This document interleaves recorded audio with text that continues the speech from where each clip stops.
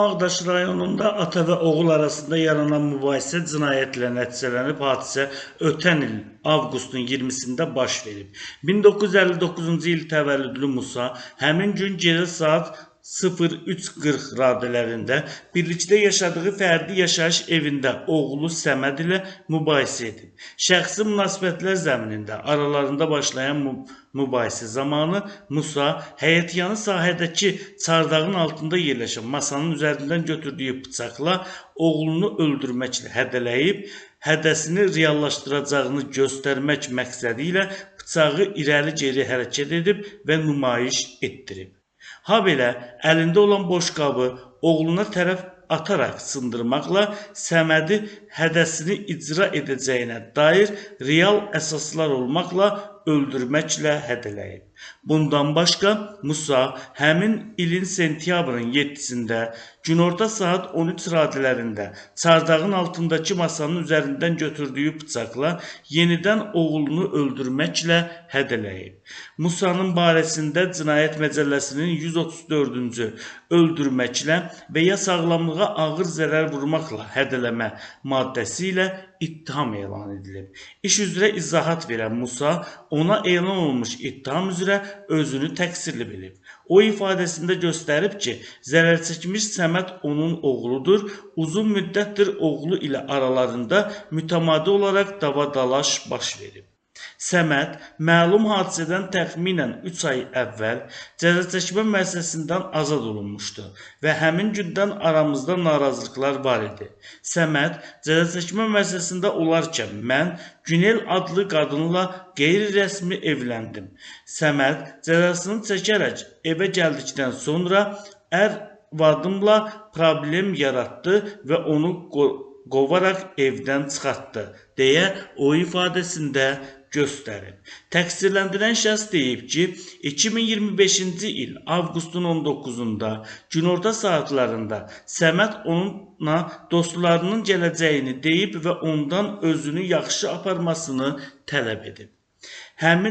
Mən evimə kimlərin gələcəyini soruşdum.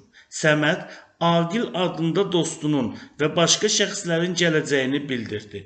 Aqili narkoman kimi tanıdığıma görə etiraz edərək onun yaşadığım evə gələcəyi təqdirdə polisə məlumat verəcəyimi bildirdim. Bu səbəbdən aramızda narazılıqlar yarandı. Mən polisə zəng etməyim deyə Səməd mobil telefonumu götürərək getdi. Telefonumu qaytarmasını bildirsəm də o qaytarmadı. Bundan sonra şəhərə gedərək tanışlarımla ispirtli içki qəbul etdim. Həmin gün saat təxminən 22 radələrində yaşadığım evə qayıtdım və yatdım, deyə Musa ifadəsində göstərib. Musanın sözlərinə görə avqustun 20-sində təxminən saat 03:45 radələrində təbii ehtiyaclarını ödəmək üçün yenidən qalxarkən stolun üstündə olan eynəyinin ortadan bölünərək qırıldığını görüb. Əsəbləşərək otaqdan çıxdım və oğlum Səmədi çağırdım. Həmin vaxt Səməd evin digər yataq otağında yatmışdı. Səməddən nə üçün eynəyimi qırdığını və telefonumu harada olduğunu soruşdum. Səməd eynəyimi bilərəkdən qırdığını, telefonumu da verməyəcəyini söylədi. Bundan sonra əsəbləşərək çardağın altındakı masanın üstündən mətbəx bıçağını götürdüm və Səmədi qorxutmaq məqsədi ilə onu öldürəcəyimi bildirdim. Yenidən onun otağına tərəf getdim. Səməd də qapının arxasında dayanaraq əlinə mobil telefonu götürdü, məni video çəkməyə başladı. Səməd məni öldürəcəyindən qorxaraq onun evdən getməsi üçün yalandan güya onu öldürəcəkmiş kimi etdim. Qapıya hücum çəkdim. Səməd isə qapının arxasında dayanaraq mənim videomu çəkdi. Səmədin evdən getmədiyini gördüm. Bu vaxt yerdən boşqabı götürdüm və qapıya atdım. Əlimə bıçaq götürməkdə məqsədim Səmədi qorxutmaq, evdən getməsini təmin etmək və onda olan mobil telefonumu almaq olub. Lakin Səməd telefonumu verməyəcəyini bildirdi, yatdığı otağın pəncərəsindən qaçaraq getdi və polisə məlumat verdi, deyə Musa ifadəsində göstərib. Musa qeyd edib ki, bundan başqa sonuncu dəfə aralarındakı mübahisə həmin ilin sentyabrın 7-sində baş verib. Səməd məndən polisə şikayət etdiyi üçün Hacıqabul rayonuna qeyri-rəsmi arvadım olan Günelin yanına getdim. Bir müddət orada yaşadıktan sonra yenidən evə qayıtdım. Evdə olan zaman yenidən Səmədlə aramızda mübahisə yarandı.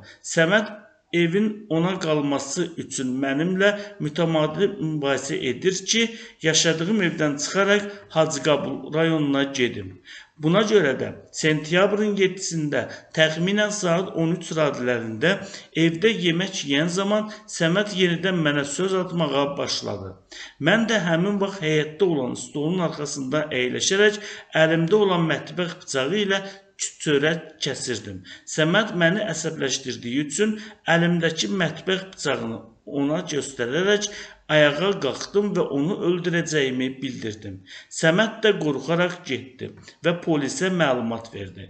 Hər iki mübahisə baş verən zaman ətrafda heç kim olmayıb, sadəcə olaraq mən və oğlum olmuşuq, deyə o ifadəsində qeyd edib. Təqsirləndirilən şəxs deyib ki, hər iki mübahisə zamanı real imkan olmasına baxmayaraq Səmədə heç bir bədən xəsarəti yetirməyib və özü də xəsarət almayıb.